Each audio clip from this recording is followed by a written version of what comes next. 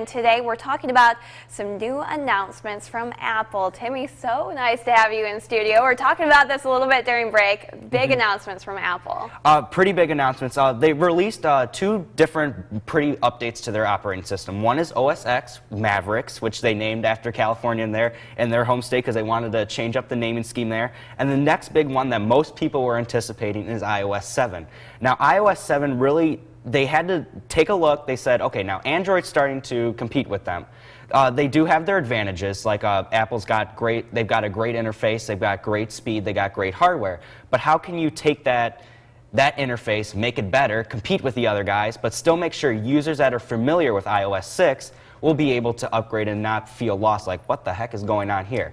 So just a few features. I actually have the developer preview running on an iPhone 5 here. I'm not sure how much the viewers will be able to see, but this is just kind of a quick demo of what iOS 7 will bring. One of the big changes is quick toggles right here. So most people are used to double tapping the home button and then getting your running applications, etc. Now you can just flick up from the home screen, so I'll flick up here.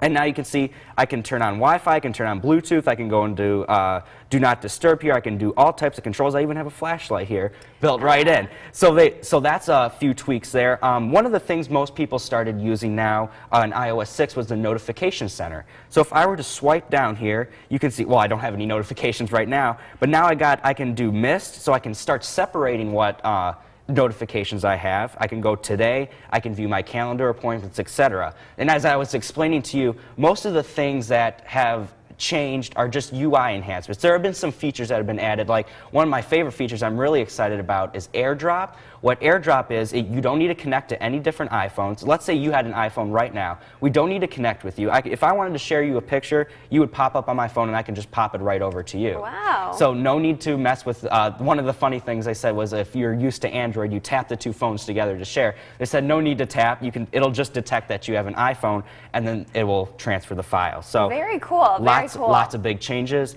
The last one, just real quickly, is iTunes Radio, which is a free music ad. It's ad-free for iTunes Match users, but it's ad-supported if you just drive on in. So if you subscribe to Apple, you can get this ad-free, but iTunes Radio is you can get any music, any song you want, anytime. So lots of UI enhancements. Lots of enhancements, lots of upgrades, a lot to look forward to. Exactly.